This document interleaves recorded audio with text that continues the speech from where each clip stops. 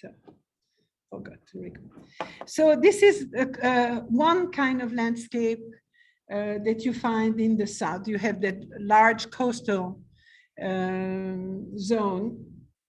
And this is the Kinburn sandbar that is part of the Black Sea Biosphere Reserve. It used to be covered with a deep, lush forest in the past, but today it's kind of empty beaches and wild nature. So it's really a nature preserve. And as we will see with human, the same is with animals. They get a lot of migratory birds and other animals in that region.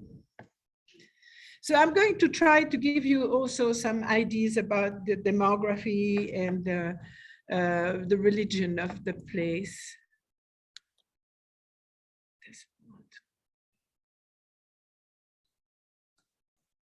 Sorry, but I'm having some. Okay. So in population, as you can see, historically, Ukraine had a very large Jewish and Polish population, particularly on the right bank, the west part of the Dnieper River. And that was decreased because of the Holocaust, but also a lot of immigration because of the Second World War and others. But right now, as you can see, 77% of the population is Ukrainian. 17% is Russian, very little, 0.6% is Belarusian, which is the border on the north, Moldovan, which is on the west, only 0.5%. The Crimean Tatars, and we'll talk about that, only 0.5% because in 44 the entire Tatar population was relocated to Uzbekistan by Stalin. He considered them as rebels, and so he wanted them out. And this became a big problem because they were occupying Crimea, and they were the agriculturists in Crimea. And when they were sent away, they were replaced by Russians that knew nothing about the type of agriculture there. And so the economy went down the drain because of it. And only now, some of these Tatars are coming back to Crimea. So it's why we have still a small population. And then others, which are people that have just, I assume, still some Poles and other people. From the language. The language is an East Slavic branch of the Slavic language family, as are Russian and Belarusian.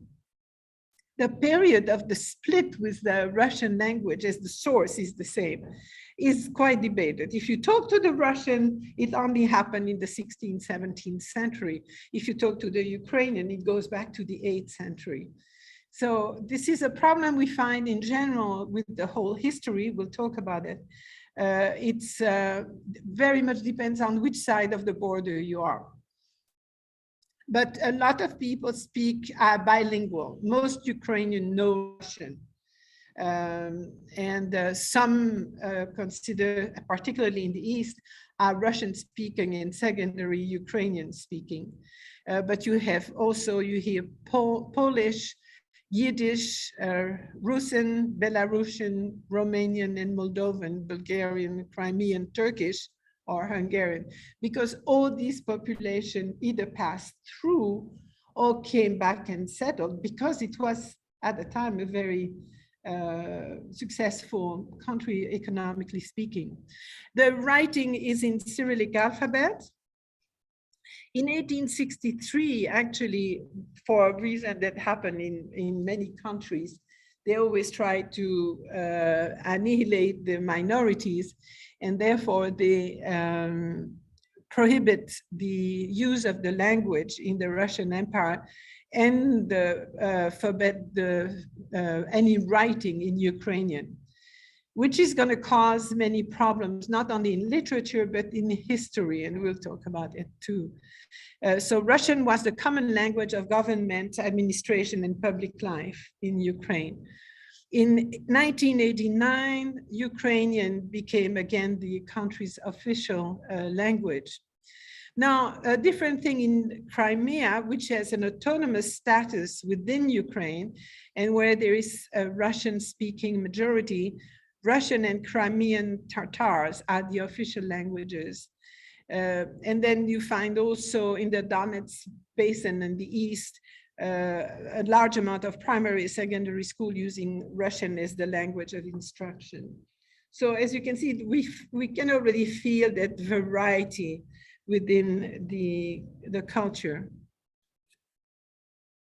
Here's a map that gives you an idea of the concentration of population speaking Ukrainian. So the dark red, the darkest red is where it's between 90 and 100% of population speak Ukrainian.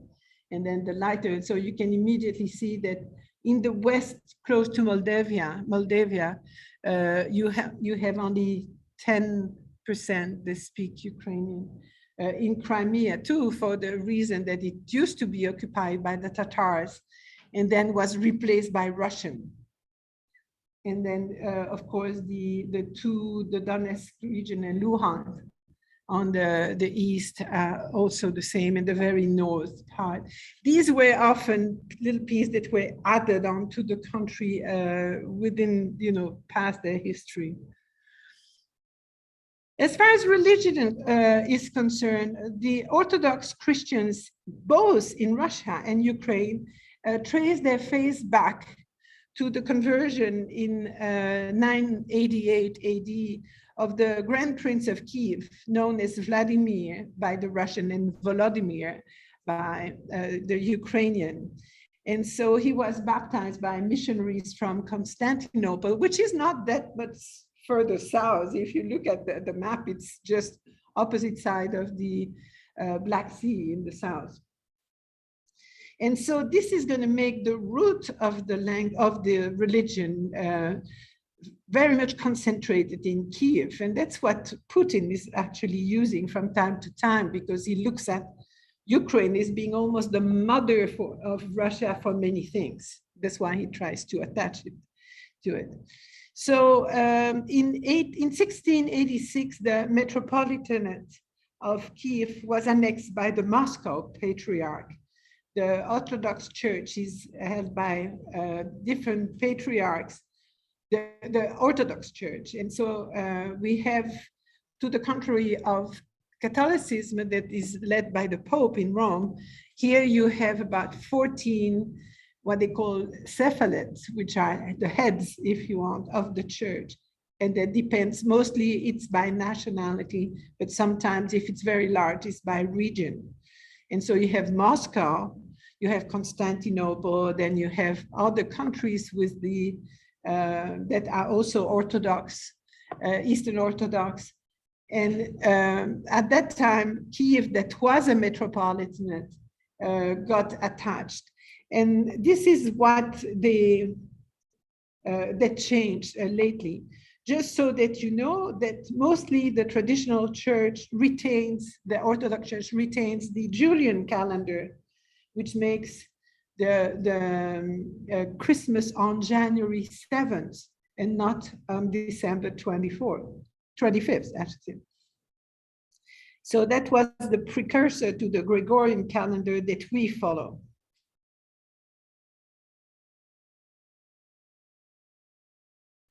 Again, here's an idea. And when we talk about Ukrainian Orthodox, we have to realize that this is, let's say, Eastern Orthodox right now. I don't have the proportion within this, which are the people that have kept their allegiance to the Moscow Orthodox group, or the one that follow the Ukrainian, as we'll talk about it in a minute.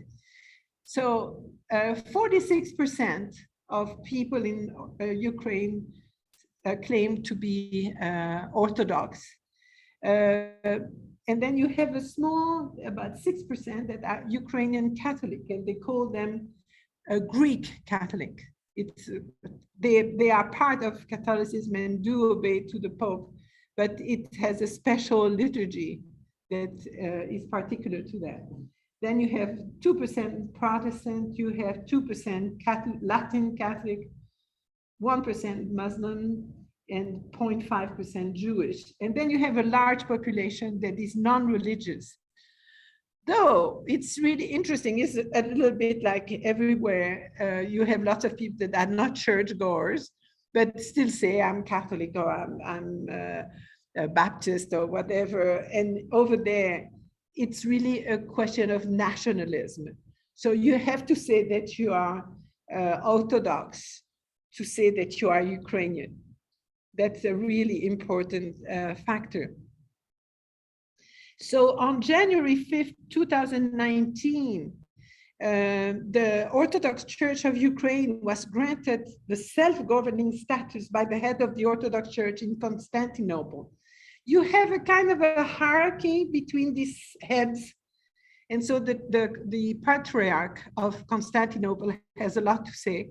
And so he now gives an autonomy to the Ukrainian Orthodox versus the Moscow Patriarch. And this is kind of a conflict in Ukraine because some want to remain obedient to Moscow and some are very happy to be autonomous and become their own. So as I mentioned, religion is linked to national identity. So 51% of Ukrainians say it's important for a person to be Orthodox, to be truly Ukrainian. And 57% of the Russians say the same thing in Russia. So we now have that rival problem in Ukraine of having the Moscow strand and you have the Ukrainian strand. And we will see that in some churches, it came to arms, literally. They were so, so important. And again, the patriarch in Russia works hand to hand with Putin. It has become really a tool for both of them. So the religion is being used by Putin against Ukraine. So let's talk about its history. And this is going to be summarized, I promise you, though it's really important. But what we also have to understand is very difficult to find any totally unbiased history, expression of history on Ukraine, for the very good reason that for over 300 years, almost 400 years, Ukraine was under the ruling of Russia, was one of the republics of Russia. And so all the scholarly works were done by Russians and were not authorized, as you know, to use Ukrainian. So the bias is incredible. If you read the history made by the Russian, they use everything from their point of view to make Moscow more important than the rest, and the Slavs more important than what we'll see are actually the founders of Ukraine. During the Second World War, there was a big exodus of intellectuals and to the US as well as to Canada. And in Canada, they formed really now a core of scholars who are rewriting history from the Ukrainian point of view, trying to be as unbiased as possible. So when I asked some friends of mine, I had a friend who is originally from Ukraine, her parents are, and she immediately sent me to Professor such and such in Canada to have some ideas, which I didn't have the time to do. But so to tell you, this has become really part of the rebuilding of the nation in a sense.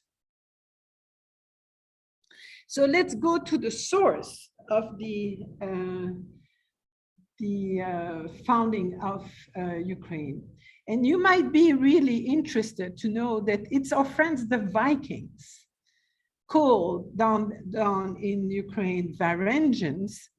They are the one who founded Kyiv. The Vikings were not only looters and as they demolished, as they did in Northern Europe, in England, in Scotland, in Ireland and France and so on. But here you have an idea of the routes, the early routes, where the red routes here was the Volga and was really the first merchant route. These were purely commercial raids. There were no raids. They were research for being able to exchange products. So they would bring their own, and they would try to bring back to Sweden, because these were mostly Swedish Vikings originating around here that did this. But then the road of the Volga became weaker, and they started using the big one, the Dnieper and the Dniester, as the big roads. And it is in going down here that they discovered that little hill along the Dnieper and decided this is a great place to settle. And they're the one who founded Kyiv. And so this was in the 9th century. And very interestingly enough, of course, Moscow denies that. They say, no, it's the Slavs who founded Kyiv, but they have no proof and they have nothing to really substantiate. Where here we know, and I'm going to show it, is there are lots of runes, stones in Sweden that tell all the facts of these great navigators that went down these rivers, and talk about the fact that they erected these stones to celebrate the death of one of theirs who died in Kyiv. And some of his friends came back to Sweden and told that. And so they erect these things. And you can see the crosses and so on are very typical of what you find in the south, and nothing to do with what you find in Sweden. So these are the proofs. Multiple rune stones that are found in Sweden, telling about the traveling of what they call down south the Varangians, that we call the Viking, and then also are called the Rus, R-U-S. So when they settle Kyiv, they are going to very quickly form a hierarchy. And so you find that the Rus are going to be often the nobles, if you want, in Kyiv, the princes. And that name, R-U-S, the Rus, is going to give the root of the names for Russia and for Belarus. So, and the Varangians are then more considered the original Vikings in Sweden. So that settling is going to work. There's going to be a succession of great leaders who are going to fight their neighborhood, are going to even try to come and fight the leader in Constantinople at that time, but failed, came back. But then very quickly they themselves got weakened, because we will see we have the push of all these population that come from central China. And as you can see by the map, you can imagine that all the population that come from central China are going to be all around the coast of these seas. This is the natural path, they come from here and they're going to go around here. So this is going to be the enemy for many. It's facing all these tribes.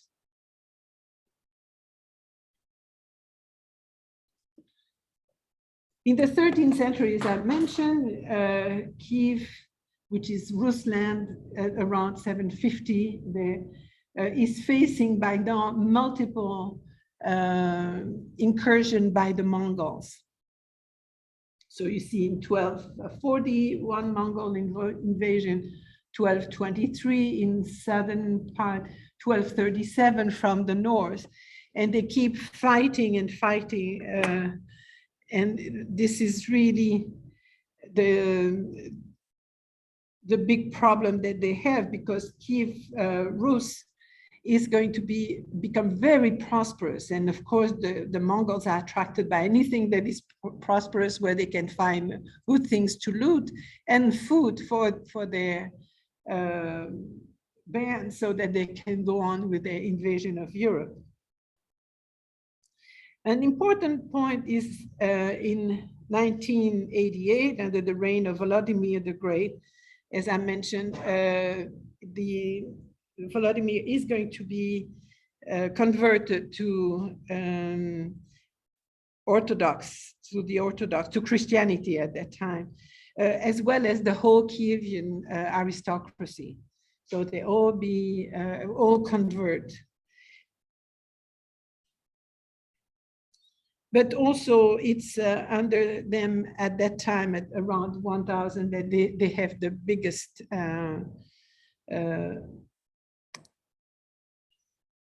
success in their politics and in the economy.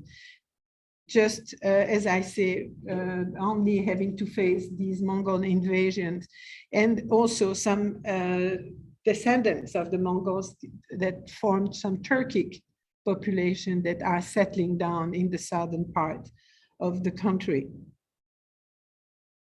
As I said, this is, of course, disagreed by the Russian, who considered that we give too much importance to the Varangians and not enough to the Slavs.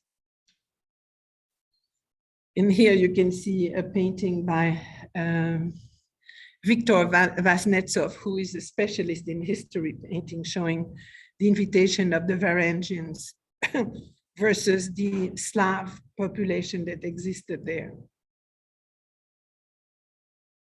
And in Kyiv, is a reconstruction of one of the gates of the city that goes back to the 11th century, was part of the fortification of the city. It was dismantled in the Middle Age, only leaving a few ruins, but then was rebuilt by the Soviet authorities in 1982. Unfortunately, the one that won the contest apparently wasn't following very much the plans that were that we knew was the original gate. But anyway, it gives an idea of what it was. Now, between the 13th and 14th century, we see an interesting happening, is that part of of Ukraine, which is not yet Ukraine, by the way, Ukraine meaning border, but of the Kyiv Rus, takes its independence, and it's called the Galician Volhynian Kingdom. And it's really promoted by a group of intellectuals that really are trying to be independent from the rest, and is really trying to get closer to Western Europe and to the Renaissance and everything that is happening at that time in Western Europe. And so we see, and we will see once we look at the patrimony of Ukraine, how the style of the buildings is much closer to what we know in Europe, because that really is a descendant of the moment of that Galician kingdom. It actually, at the time, even went all the way to the sea. As you can see, that was partially occupied there.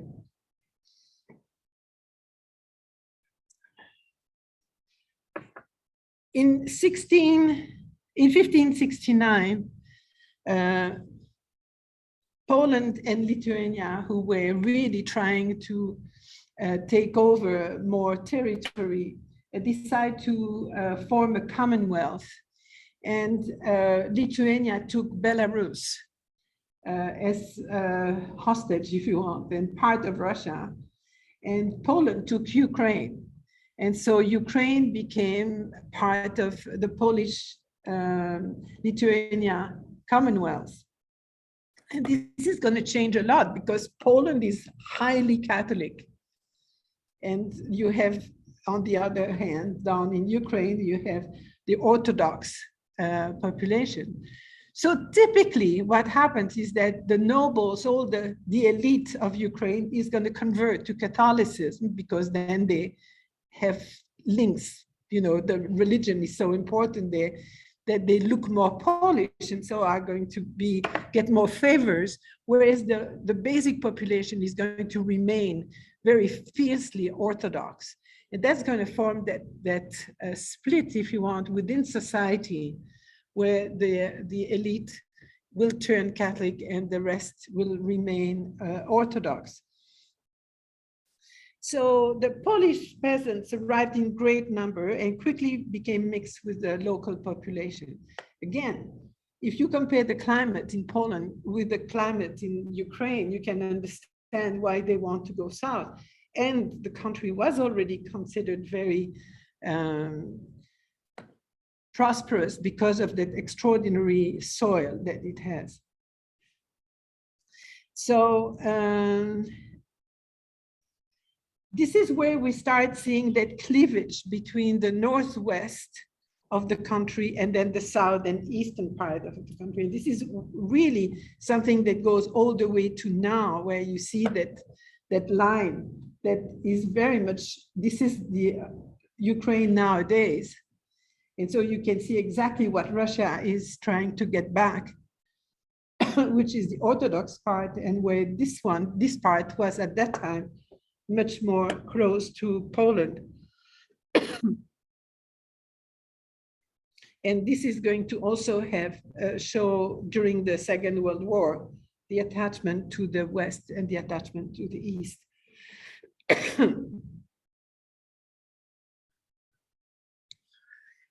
But what happens is that there was a population in Ukraine of peasants who refused to become serfs for the Polish nobles. And they were fierce horsemen, great fighters, and they formed a group that is not an ethnic group, but more of a condition, and these are the Cossacks. And the Cossacks became a real force in the southern part of Ukraine, where they became totally independent from the Poles.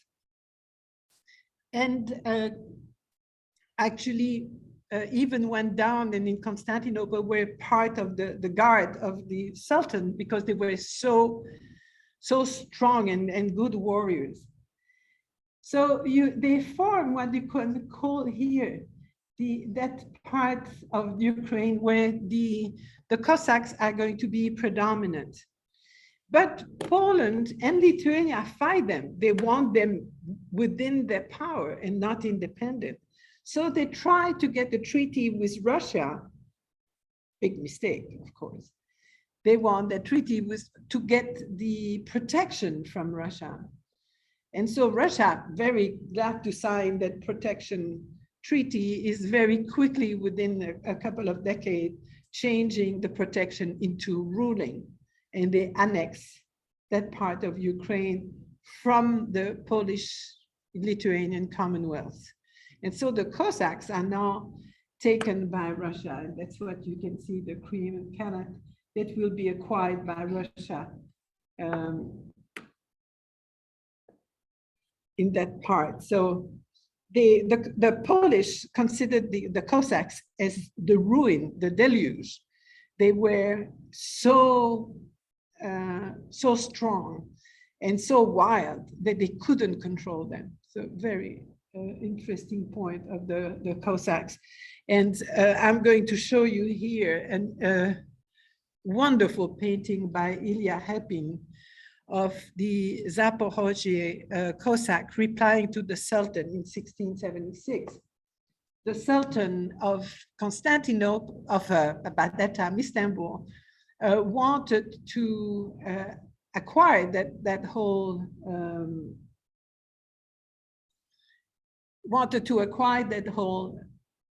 region. And so this, I will read it later on because I don't want to interrupt the history so much. But here you see the scene of the Cossacks dictating to the scribe who is writing down there.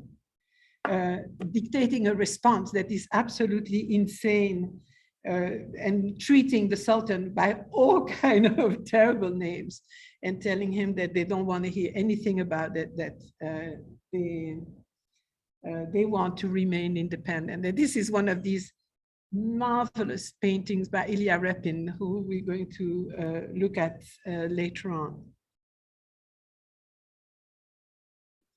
To go on with the story, there we have in World War I, and of course, if we think Russia at the end of World War I, of course, we have the revolution and the abolition of the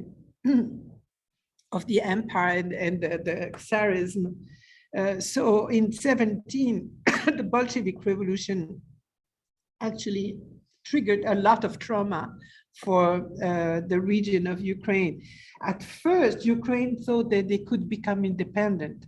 And for 2 years, they tried to be independent from anybody. But very quickly, with the loss of the German in the Second World War, Russia repositioned itself and decided to make Ukraine one of its republic, and install, as we know, the USSR, and Ukraine becomes one of these socialist republics there. But what happens is during that time where they thought they could be independent, you have a whole growing movement of intellectuals in Ukraine that really believe that they can become independent. And so it's going to keep that underlying movement within the country that is trying to look towards independence. And but as we'll see, Stalin will put that in under his command. So from 1919 to 1922, there is a lot of back and forth where part of what is now Ukraine is going to be reclaimed by Poland, and the rest is going to be part of USSR. So for me, when I look at Ukraine and the history we've seen up to now, if you know what an ameb is that one cell that changes its contour constantly. That's, to me, that's the Ukraine, and you have these borders that move and shift constantly. So unfortunately, not only was the country the battleground for a great part of the war, but also, despite its incredible wealth as far as agriculture is concerned, with the new policies of the Bolshevik that want to reorganize the whole system of agriculture, they're going to ruin absolutely everything. And this is going to become the source of a number of famines that are happening in Ukraine that is going to kill over 3 million people. And here you can see the worst of it, which is the Holodomor in 1933, but there was a famine in 1922, the biggest one being Holodomor, that was actually caused by some of the policies of Stalin, of collectivization policies, and that failed completely. And so he would not allow the population to benefit from their own grains, but would export it to Russia. And as I say, within about 10 years, more than 3 million people died of famine, literally of hunger. Holodomor means death by hunger. And you can see that scene here in Kyiv. Then Kyiv, you heard a lot about people dying literally on the street. But also there were these terrible moments with Stalin of the Great Purge. And the Great Purge, where it started mostly around his circles, where he wanted to assert his power after the death of Lenin and make sure that Trotsky Trotsky's friends wouldn't try to go against him, started that incredible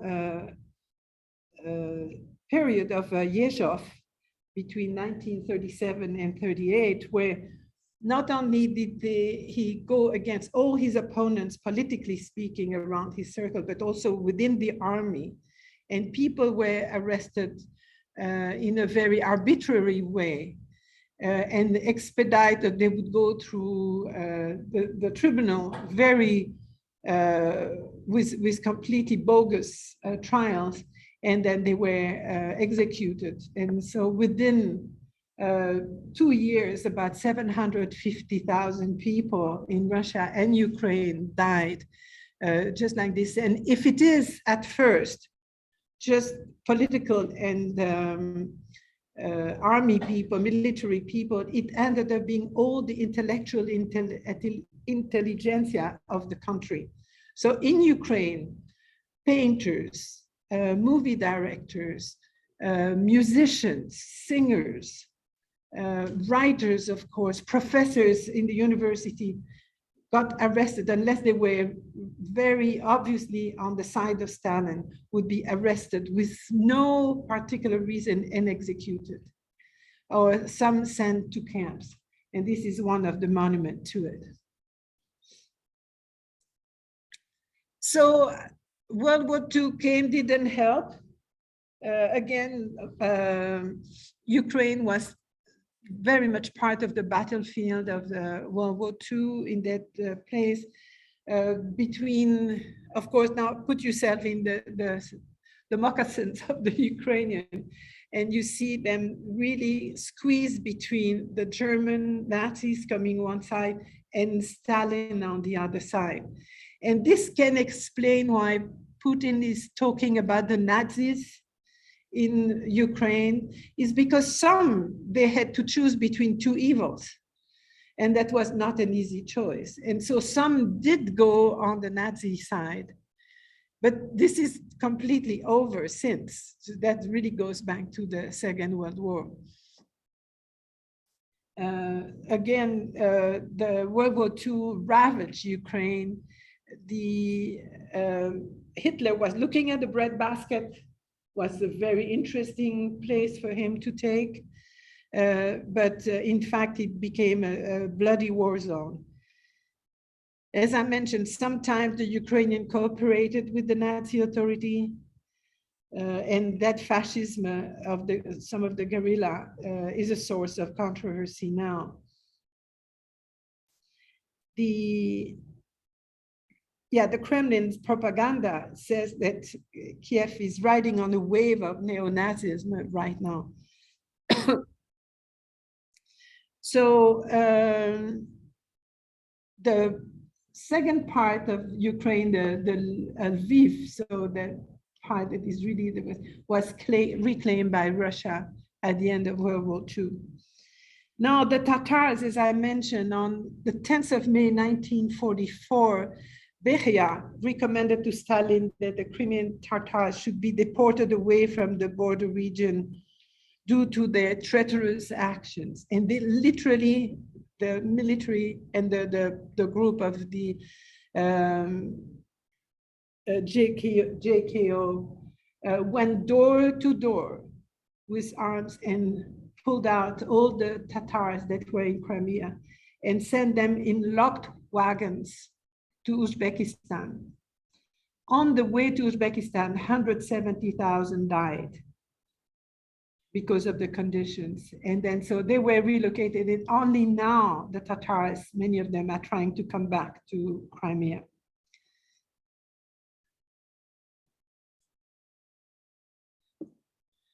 And so finally in 1991, as you know, this was the time of the collapse of the Soviet Union.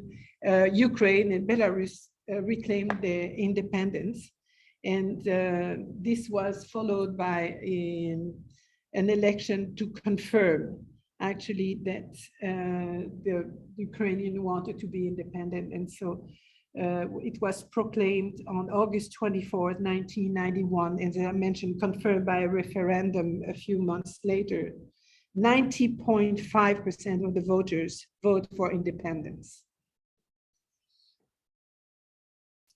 Unfortunately, a few years later, in 2014, the Russian, and there is a really interesting program of the Great Course about Russia, and he says the little green guys came to Crimea and had no insignia. They just wore masks, and they were all dressed in green, and they started filtering within Crimea and took over Crimea from Ukraine and back, because under the excuse that they were more Russian speaking and Russian trending people in Crimea than for Ukraine, and so that should be part. And of course, it's very strategic, as you can see on the map. Crimea is incredibly strategic in the Black Sea and the transition between the Sea of Azov and the Black Sea. So very important place. And also, as I say, very prosperous as far, it was already industrialized too. What I didn't mention, and I should add, is that during the Industrial Revolution, the eastern part of Ukraine got much more industrialized than the rest of the country. So Russia really put an effort in that eastern part to implement industries and new technology and so on there, whereas the rest remained very much a peasant population.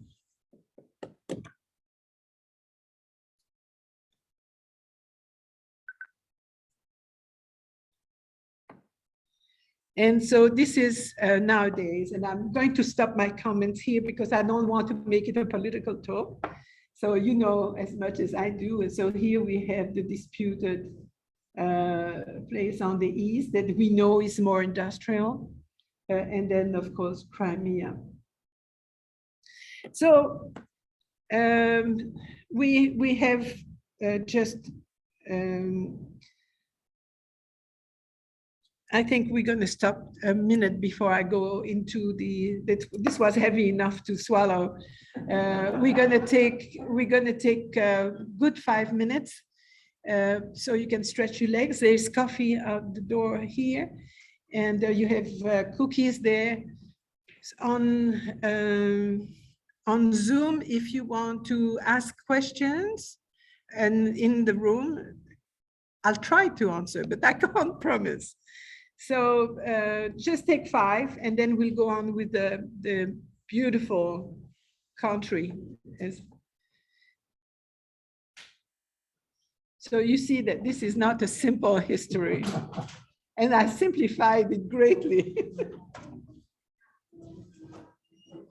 No questions online? Yeah. I have a silly question. Yes. On the map, between Lithuania and Poland, RUS, what does that stand for? Rus. Yeah. Rus is the original, Kyiv was Rus, that the Rus were the Scandinavian that settled that region. And what is it today? Oh, it's been Rus was Kyiv and the land around it. But today it's a part of Oh, Lithuania? that's an interesting point. This is what became Prussia later on.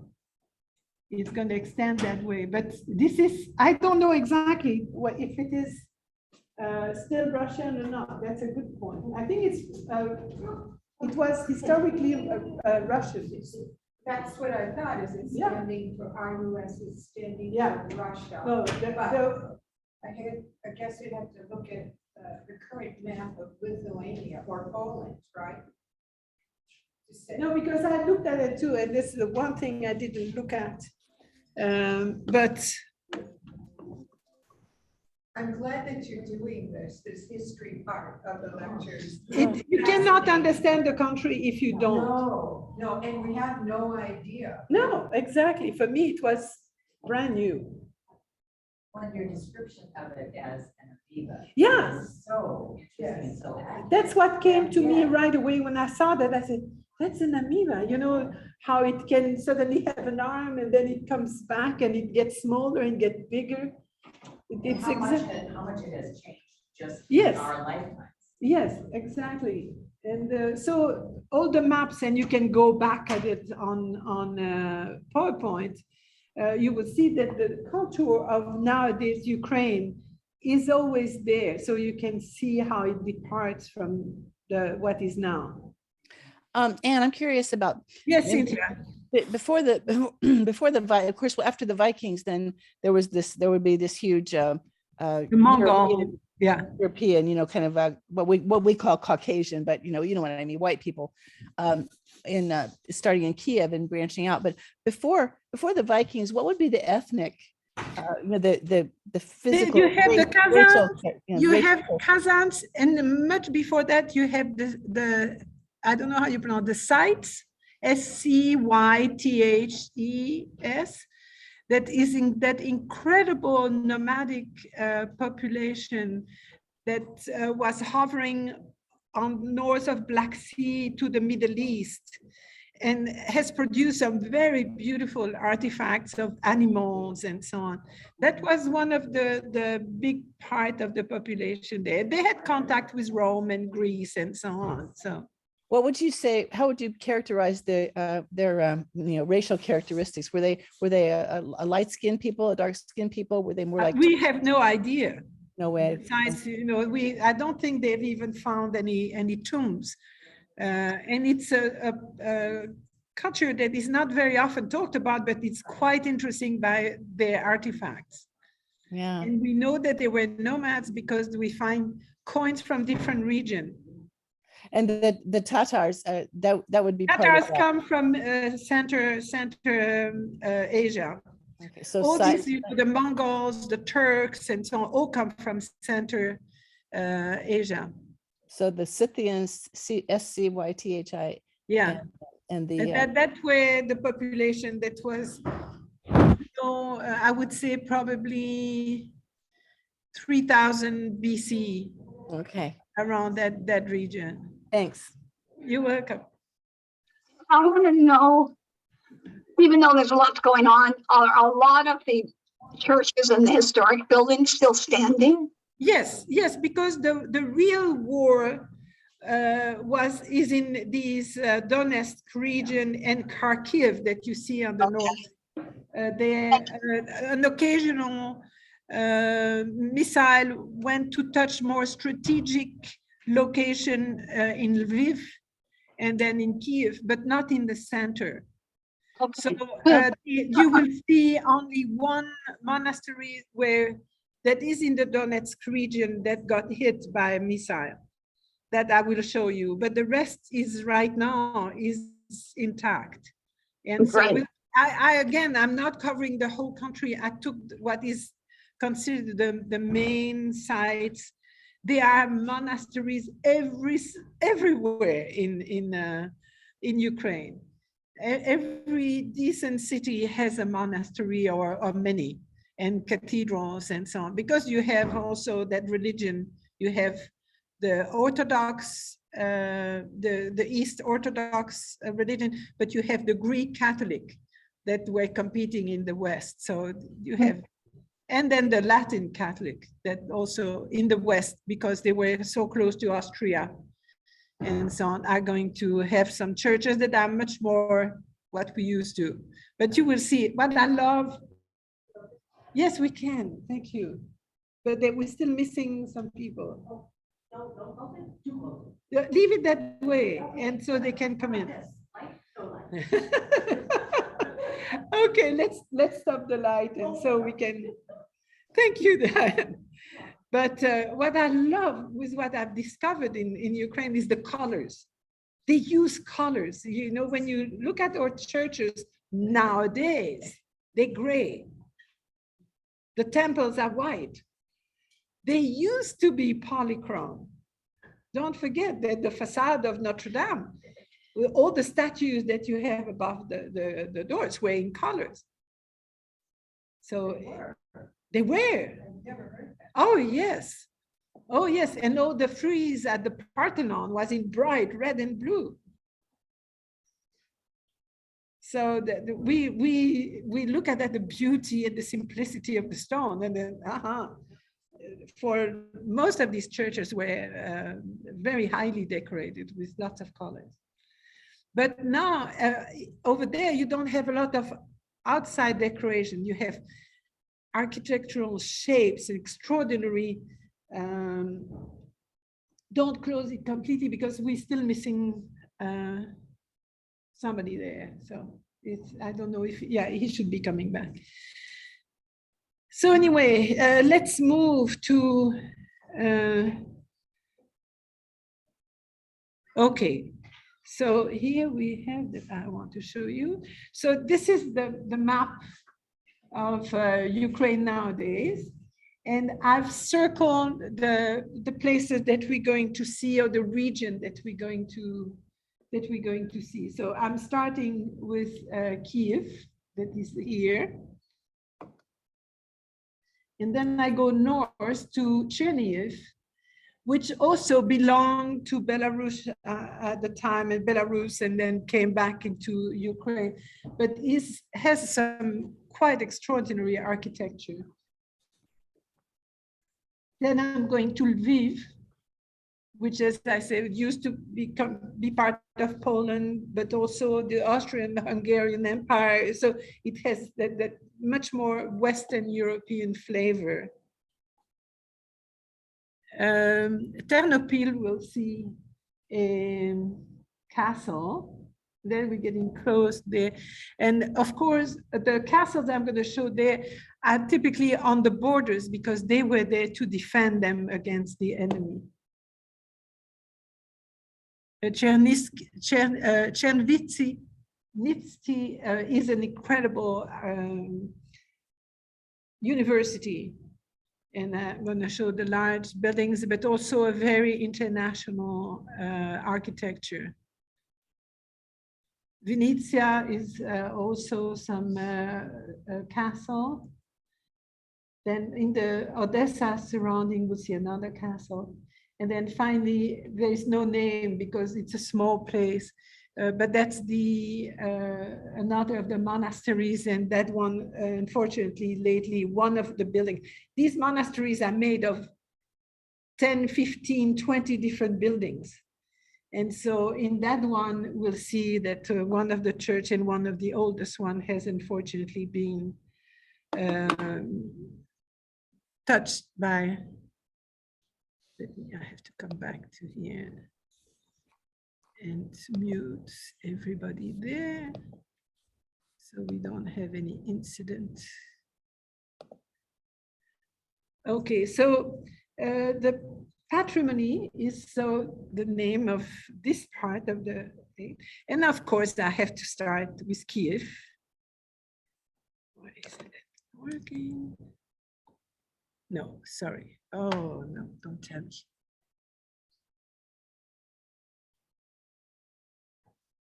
Okay. Sorry, but this machine doesn't want to. So and here is a view of the very center of Kyiv. And really known for that maiden Nezalezhov, and I don't speak Ukrainian, so you'll have to apologize. I have to apologize for my lack of good accent. Nezalezhnosti, which is that large column with a huge statue on top. It's, I think, 24-meter high, so 60 and some feet high, all made of metal. But this is the very center of the city. When something happens, the Orange Revolution and so on, it's there that it happened.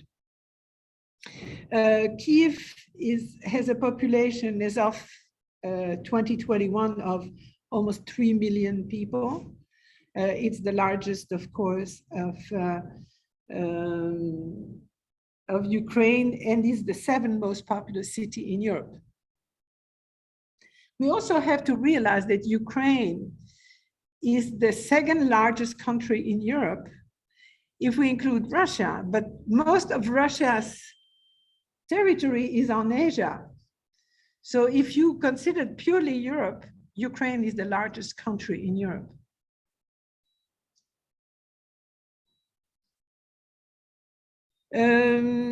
Kyiv is an important industrial, scientific, educational, and cultural center in Eastern Europe.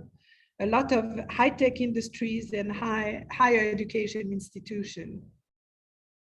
The city name is said to have derived from the name of Kyi, who is one of the 4 legendary founders that are Varangians. Rus. Unfortunately, during the World War II, it suffered tremendous damage. And on the 6th November 1943, the Axis forces captured more than 600,000 Soviet soldiers in the Battle of Kyiv in 1941. But unfortunately, because the Wehrmacht occupied the city, a team of the NKVD, which was the Russian intelligence, decided to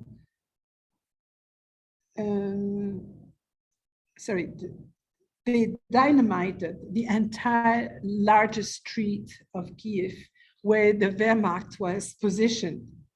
And the city, unfortunately, burned for days following that these explosions, and more than I think 2,000 people died and 25 people were left homeless. But it unfortunately damaged a lot of the old center of the city.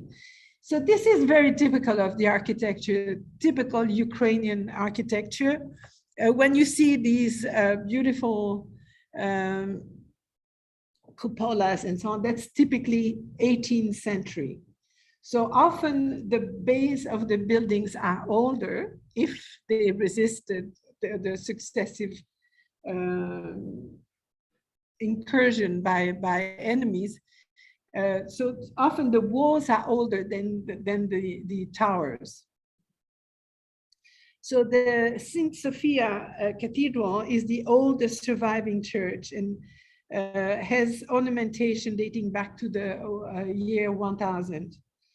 It's famed for its 13 gilded domes and was initiated by Prince Yaroslav the Wise, whose the sarcophagus is in the church, by the way. It was named after the 6th century Hagia Sophia in Constantinople that celebrates the holy wisdom of God, not the Saint Sophia. The first foundation, as I said, date back to either 1011 or 1037. There is some disagreement there between the scholars. Unfortunately, as often happens, the cathedral fell into disrepair and then was rebuilt in its modern splendor in the 16th century, when the Polish-Lithuanian Commonwealth was trying to unite Catholic and Orthodox churches. So there is always a motif behind, why you do something. And so it's a very distinct Ukrainian Baroque. The structure has 5 naves, 5 apses, and 13 cupolas. Now, as you know, after the Russian Revolution, the Bolshevik canceled any religion or any building that had a religious purpose, and so reoriented the purpose of them or demolished, frankly, the buildings. So they had called for the cathedral's destruction, but then there was a real tollé by the people in Kyiv that really went against it, and they won, unfortunately. So in the late 1980s, the Soviets promised the return of the building to the Orthodox Church. But by that time, the church had enough faction in it that it became a real problem. So at first, different obedience were able to, one after the other, have their services in the church. Until one day, an incident happened where there was the funeral of the Patriarch Volodymyr of the Ukrainian Orthodox Church, happened in 1995.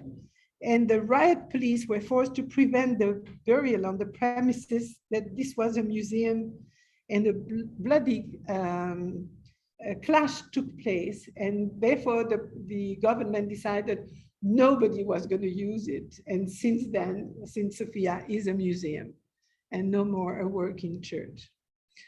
It has, though, some quite remarkable mosaic and frescoes in it. And this is one of the only one where I was able to find some material on the inside. Sorry. Yeah. And so you can see some beautiful frescoes showing the church father order on the left, the princely group portrait on the right, all going back to the year 1000. And then a series of sarcophagus, and the oldest one being the one of Yaroslav the Wise, who is supposed to be the founder of the church.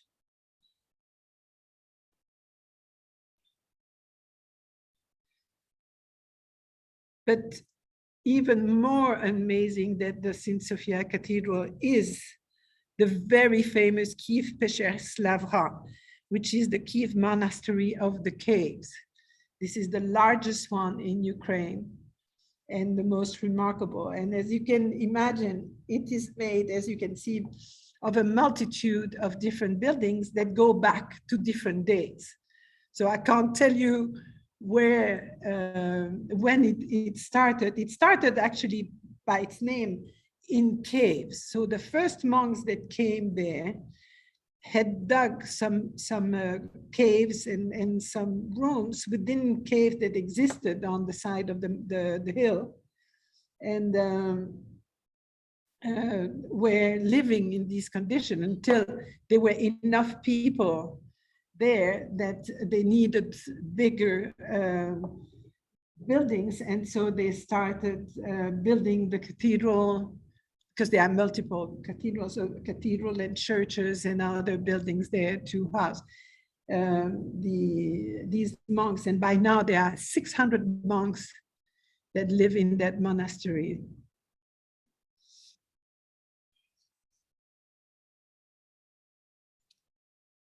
It's actually, they believe that it's Anthony, a Christian monk from the Mount Athos, that came and founded that monastery.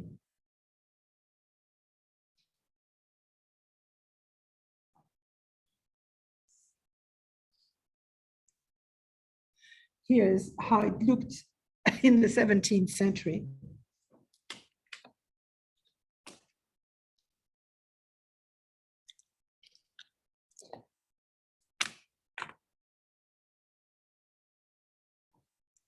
And another view, sorry, that went too fast, yeah. Another view seen from behind it with the large tower that measures almost 300 feet in height. Of the view on the Dnieper and the view on Kyiv from there. So I think you can appreciate, it's almost visible from anywhere in Kyiv, which is extraordinary. And these golden domes are so beautiful.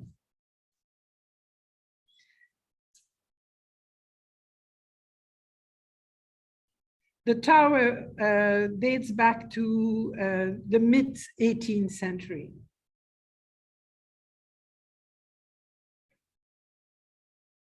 And you can see actually the statue of the maiden just next to it. Yeah. So it's next to the center of town. I'm not going to show you too many buildings that are part of it, but this is the reconstructed Cathedral of the Dormition. That is one of the building part of the monastery, the Lavra. Lavra means monastery for men. It was first built between 1062 and 74, but it was a wooden structure. It was demolished and it was rebuilt in 1470 to be destroyed again in 1482, and then rebuilt within the century In 1928, the monastery was converted into a museum park by the Soviet authorities. The main church of the monastery was destroyed during World War II, a couple of months after the Nazi German troops occupied the city. And part of this explosion that demolished the center street of the city, that was part of it. But finally, it was restored in 1995, and the church was consecrated in 2000. So it's a working monument. Other monastery, and as I mentioned, this is not just a couple in Kyiv and in the big cities. This is the St. Michael's Golden Dome Monastery that dates back to the 12th century, has that beautiful multi-dome cathedral and the bell tower. Unfortunately, part of the programs of the Bolsheviks is that during the spring of 1935, the golden domes of the monastery were pulled down. Everything that was inside was either taken to St. Petersburg, because that's all the monasteries that were taken either by Catherine the Great or later were looted. And if things were not just burned down, they would be taken to Moscow or St. Petersburg. So they haven't kept a lot of their treasures. But it's interesting, this is actually an image of what was left of the monastery after taking down the dome, but then it would be reborn 70 years later when they rebuilt it. But it is now a museum. And so here, for example, are part of the mosaics that are stored now in St. Sophia Cathedral, but that come from St. Michael's Dome. They had magnificent mosaics, and they were parted between the Tretyakov Museum in Moscow, St. Petersburg, and then that part was left, was put in the Santa Sofia in Kyiv. Other churches that are, again, look at the colors, it just sings. I think it's wonderful. This is St. Volodymyr. This is a functioning place of worship for the Eastern Orthodox services. And the mother cathedral of the Kyiv Patriarchate of the Ukrainian Eastern Orthodox Church was built in the 19th century with Neo-Byzantine style. You can see the inside, very typical of what was done before. One that is a little bit out of the typical way, but also beautiful, is the St. Panteleimon Women's Monastery. It's a monastery that was built in early 20th century, overlooked by tourists because it's kind of off the center of the city. It reminds of the classic Russian churches with this colorful exterior and the big domes. The church was looted and closed in many years due to the Bolshevik Revolution. But then it since belonged to the Academy of Science of Ukraine, and it's believed that's where the first Soviet computer was built, within that church. And nowadays, it's back to its monastery functions. Something else than monasteries and churches, the Mariinsky Palace, that is the official ceremonial residence of the president of Ukraine, an absolutely beautiful Rococo-like structure, very typical of the time, of the period, built in 1744. Was constructed under the command of the Russian Empress Elizabeth Petrovna in 1744 by an Italian architect, Bartolomeo Rastrelli.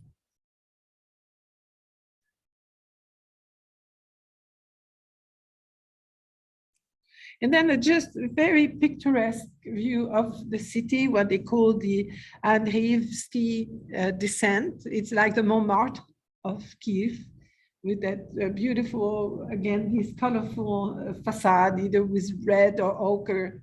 It's an artistic neighborhood where you find all kind of lovely cafe places and terraces, as you can see on the left.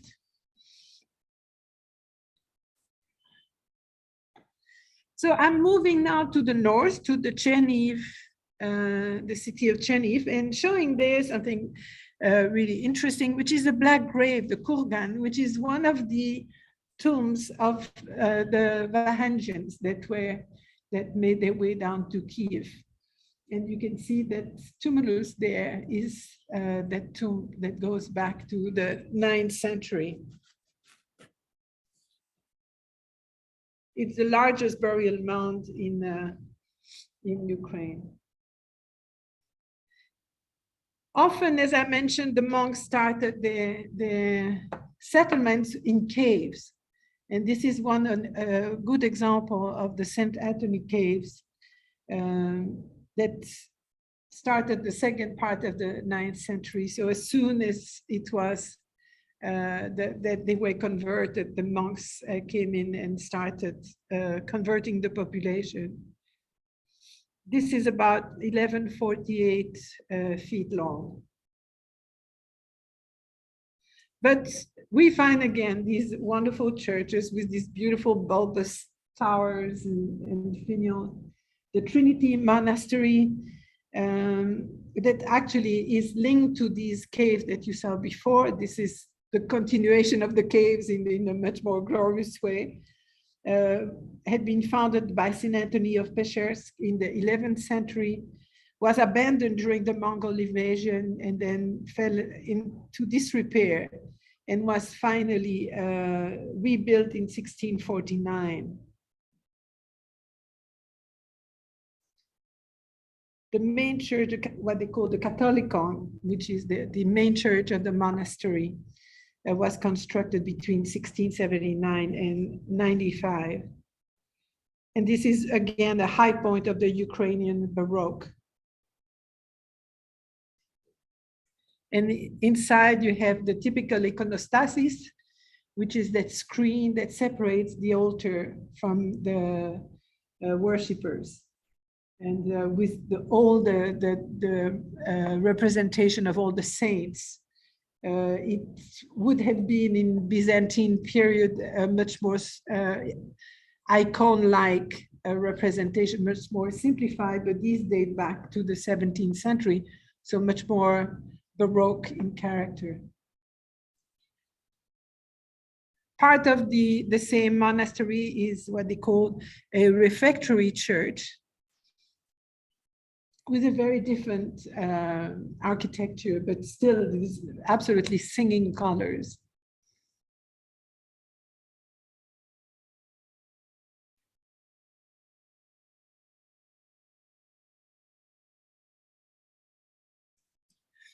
This church, the Savior Transfiguration Cathedral, dates back to the 11th century. And you can see the walls, for example, are very typical of what you would find in these early churches, a very strict, almost no window. It's very dark inside, but then later on in the 17th or 18th century, they would add these towers with the very pretty finials.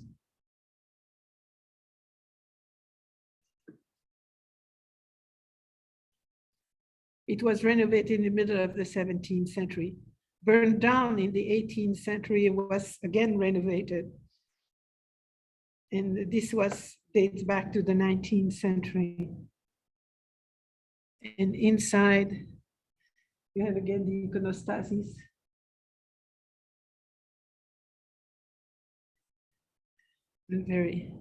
But a very dark interior, as we have almost no window.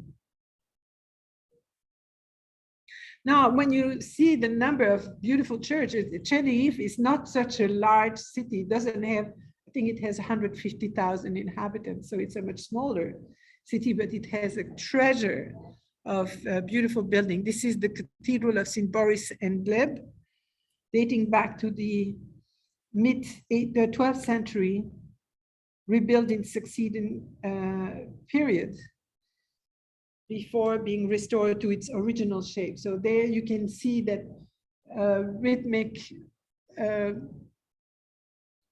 how can I call that, vault, if you want, on top there is very Byzantine, because in Constantinople, they had the Church of the Apostles that was contemporary with Santa Sofia, which was the basis for St. Marco in Venice, was built very much with that same type of architecture, until they made it a Gothic structure, but the original St. Mark looks very much like this.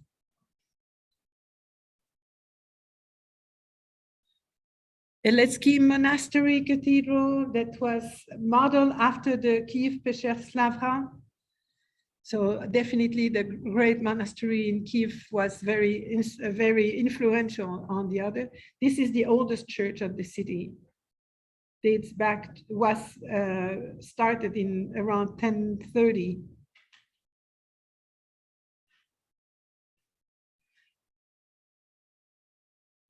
So in the middle of the 17th century, it became very rich and remained so until 1786, when the Russian Empress Catherine the Great ordered to confiscate all its property and to pass it to the national treasury. So they lost everything. And one of the oldest churches too is the Pianitska church that was constructed in the 12th and 13th century. Also went through Second World War, was demolished. In 1943, a Soviet bomb hit the building and only ruins remained of it, but then it was rebuilt. I really admire them because they rebuilt so much to try to give back the character to the city. It's wonderful. Now moving totally to the west, to Lviv, you can see immediately the difference with what we have seen in the center, in a much more Western architecture. This is the Bernardine Church and Monastery, so it's a Catholic church. And you could take it anywhere in Italy or other places, even in South America, you will find similar architecture. So this shows a completely different understanding of architecture in Lviv, which belonged to Poland and to the Austrian Hungarian Empire too.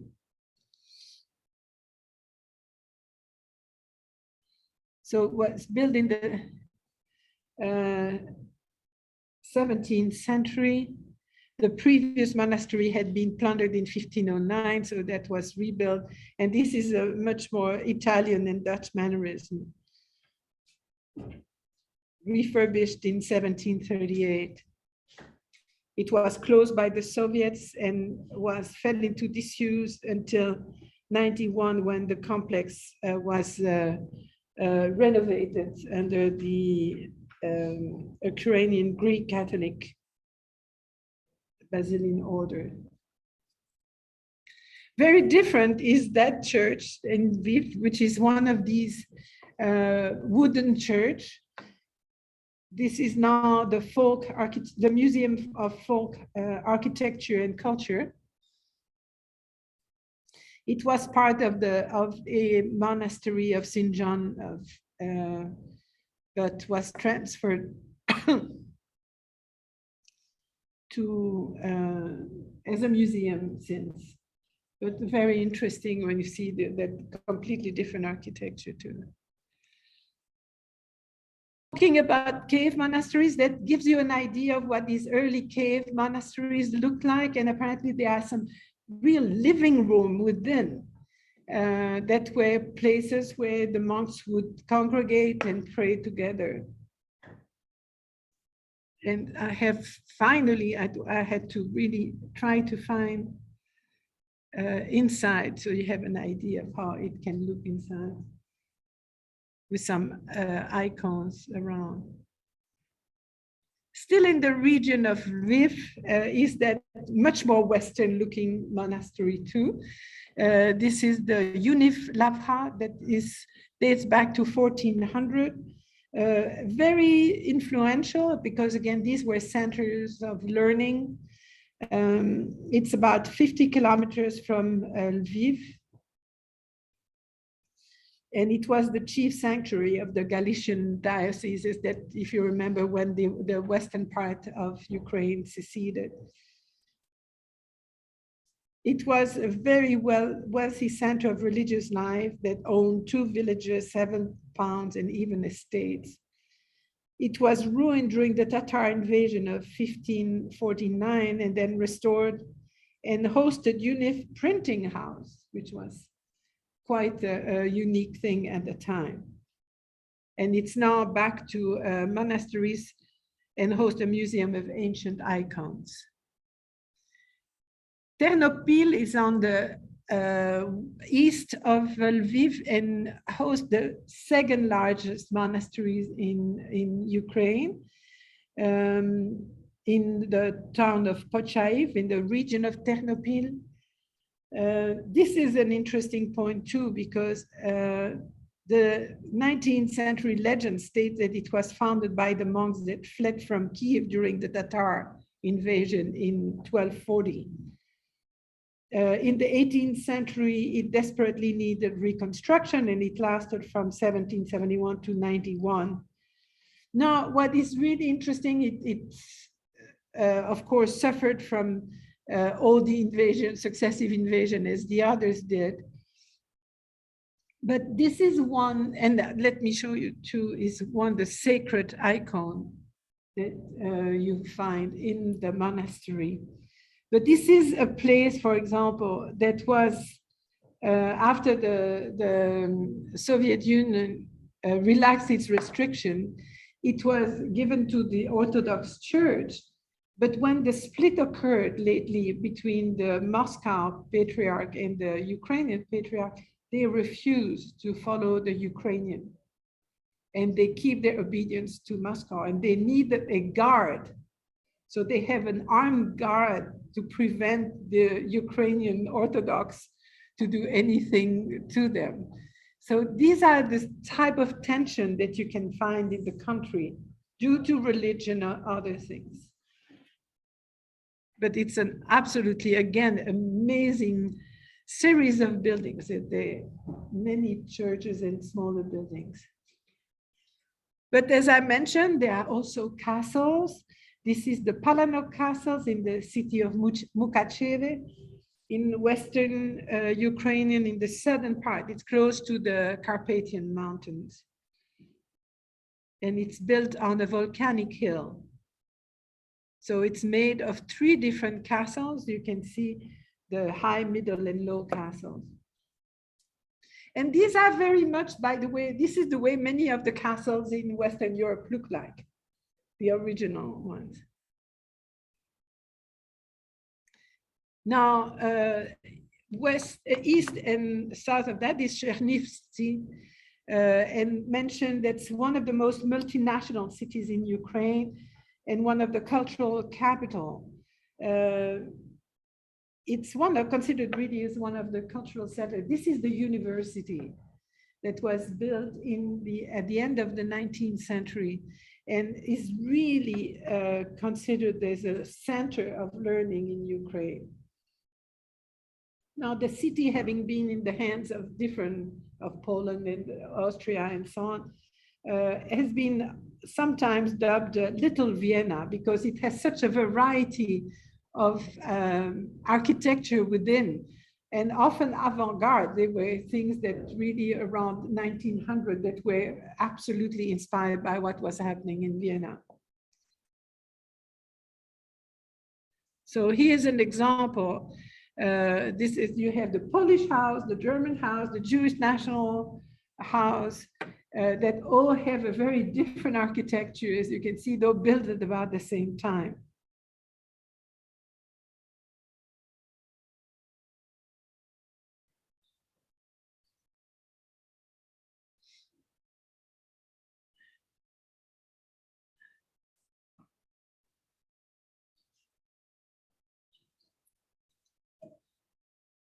More castles. This is in Podolia, so it's about the center south part, the fortress of the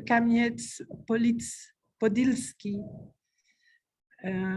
Beautiful in that winter landscape, or some simpler monasteries, the rock monasteries of Yadova in Venetia, which is really the center of the country.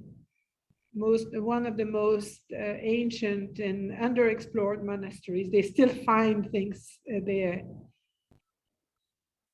It's on the Dniester River and was founded in 1013 by Saint Anthony of Kyiv. And here is a castle near Odessa.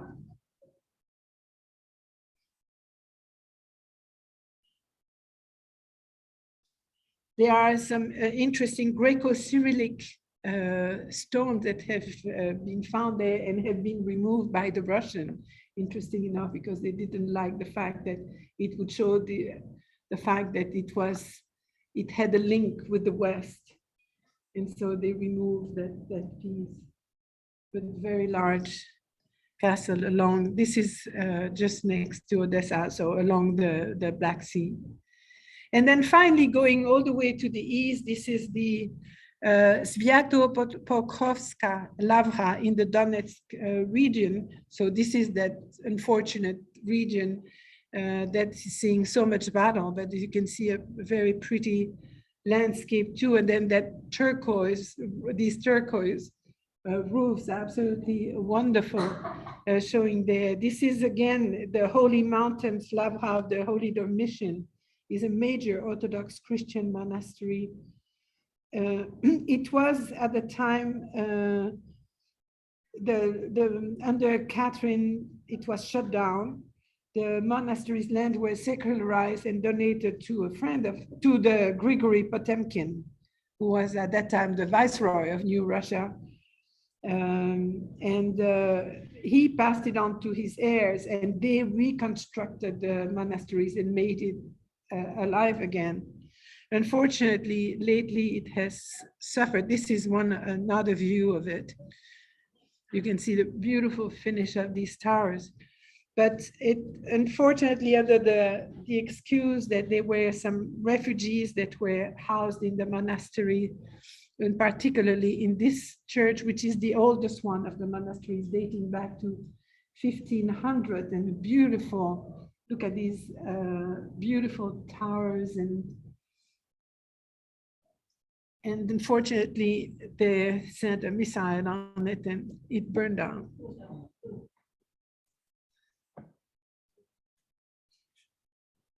And being wood, you can imagine that it went out quickly. So this has been just what I could find that would be different and show you, but every single city has its lavra and has its cathedrals. So it's beautiful. Now, just because this is an art history class, I'm also going to talk to you a little bit about the artists that come from Ukraine. And I was very surprised myself that some of these were quite famous. And for me, they were Russian because Russian appropriated them.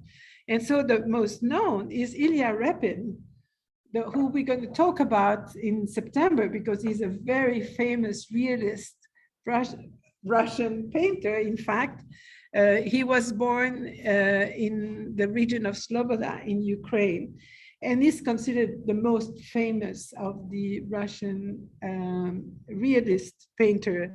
He's absolutely extraordinary. He became first a student of local icon painter, traveled on the Volga River, met Tretiakov, who is the person who made the enormous collection, and that was donated and became the Tretiakov Museum in Moscow, and visited Austria, Italy, Germany, went to France, and then became professor at the big academy in St. Petersburg, Ilya Yefimovich Repin. And here are some of his work. We'll see many more once we talk about him. This is that extraordinary barge haulers on the Volga. These were people that were literally hauling these big barges on the shores because they couldn't, the water was not deep enough for them to use it any other way. And this is such an extraordinary view of these people of different age, most of them too old to ever even do a job like that. And by what had been found out, many used to be high-level people, but that had been dismissed and had been reduced to doing that kind of work. So this is part of these large painting that he did. Look, it's 51 by 110 inches. So it's a very large painting, but just extraordinary. And here are actually some photographs of these holders, the burlak, they call women and men, by the way.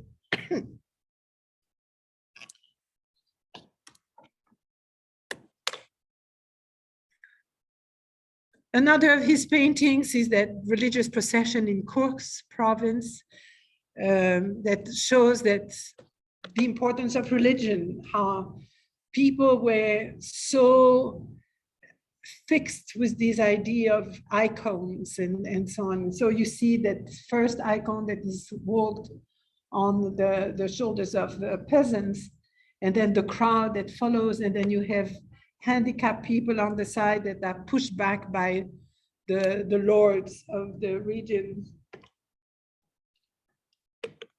Also a very large painting that was bought by Tretiakov himself, but it was at first under the condition that the ugly big woman here would be transformed as a pretty girl. And Repin refused, and he bought it anyway.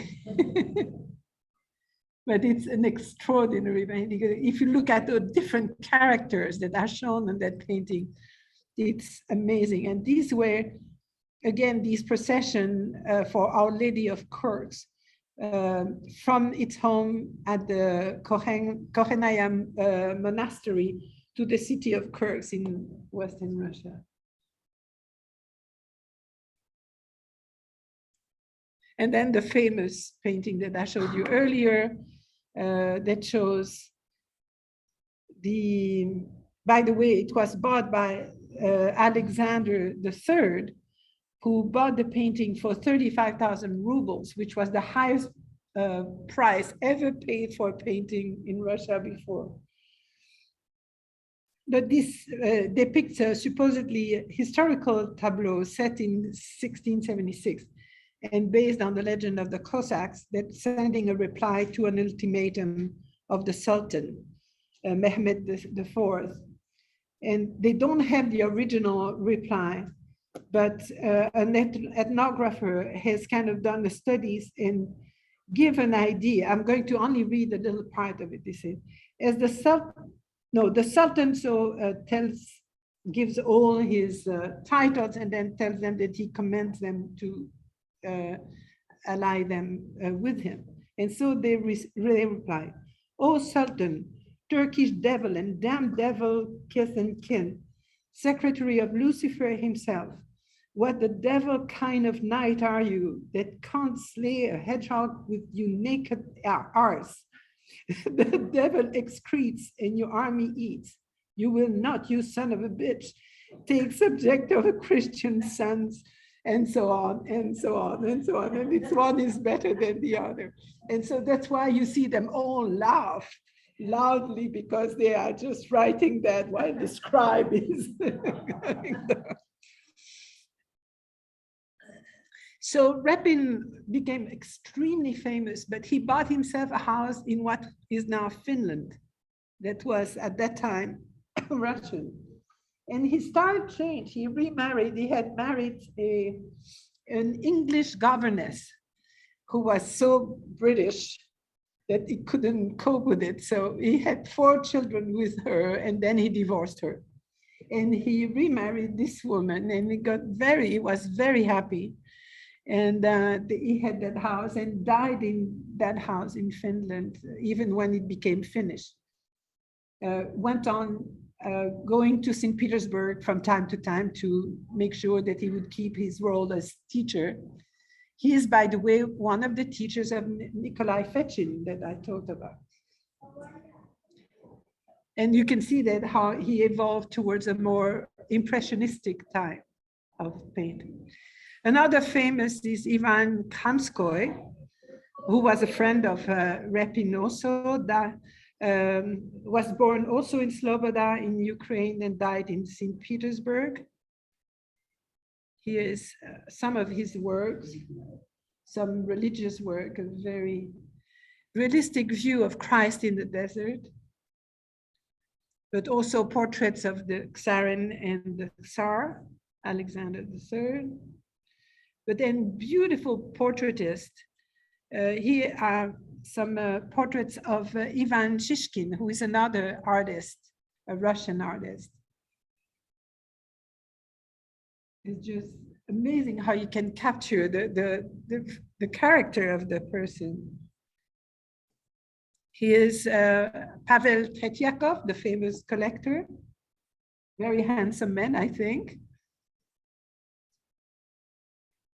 Incredible businessman who from the get-go started collecting at age 21, made the largest collection at that time, and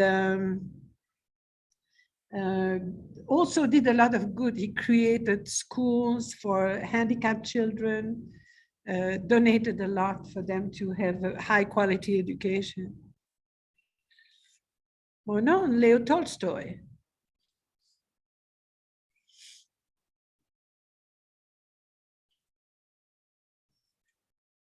And Mino Moiseev, and I don't know exactly who he is, but I love his portrait. You want to know that man. I don't know, he breathes humor and gaiety. I really like. And then we have the whole Ukraine avant-garde that goes from there, and you might be familiar with Kazimir Malevich, who was born near Kyiv, and who is the founder of the suprematist movement in the very end of the 19th century, with his famous black square, where he tells, I transform myself in the zero form and emerge from nothing to creation. That is to suprematism, to the new realism in painting, to non-objective creation. And he's really one of the fathers of abstract painting too. When he displayed it, as you can see, he put it there in the corner, which would be the typical location for an icon in a Russian or Ukrainian house. They put always the icon facing east in the corner so that when people look at it, they're not distracted by things that are around.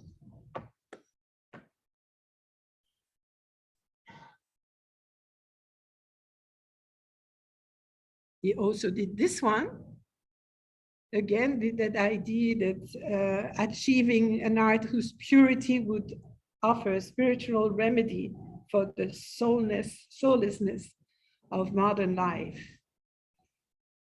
He was, of course, not too much liked by the Bolsheviks. This art was far too avant-garde for them. As you know, they were very traditionalist. So he was arrested. He had to spend some time in jail, but to survive in Russia, he had to paint things much more traditional. And this is his last self-portrait, as the Russian socialists wanted to see, but the only way he did it is signed with the black square in the corner.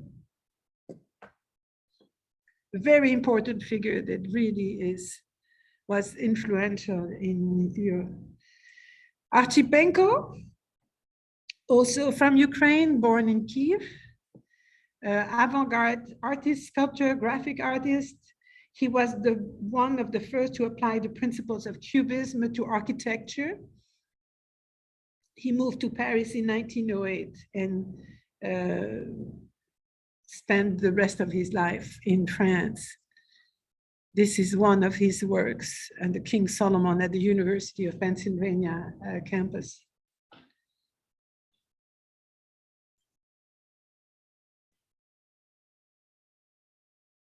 Vladimir Tatlin, born in Kyiv.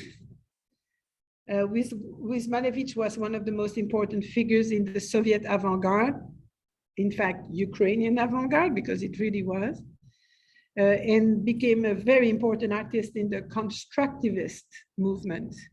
And he's known for that project that he had of a tower that called the Tatlin Tower, that was a monument to the Third International. It was supposed to be built, and it's really interesting. It would have dwarfed the Eiffel Tower in Paris. It was supposed to be 400 meters high. So it's 1,200 feet high. It's inside made of iron and steel structure, and it was going to move. You had a 3-level movement, and one was moving in 365 days, the other one was moving once a month, and the other one once a day. And then even a woman, Sonia Delaunay, who was born in Odessa and then moved to Paris and finished her, spent most of her career in Paris, married a Frenchman, Robert Delaunay, who was also an artist, and was one of the founders of the Orphism movement. So I showed you many people here, just a few others, just for the names. Serge Prokofiev was born in Donetsk. Vladimir Horowitz in Kyiv. Isaac Stern in Kamenets, that used to be Poland. Olga Koklova, who was Picasso's first wife, was born in Chernigov Governorate. Serge Liffard, great dancer, I don't know if you know, but he lived in France and was very, very known figure. Serge Liffard, born in Kyiv.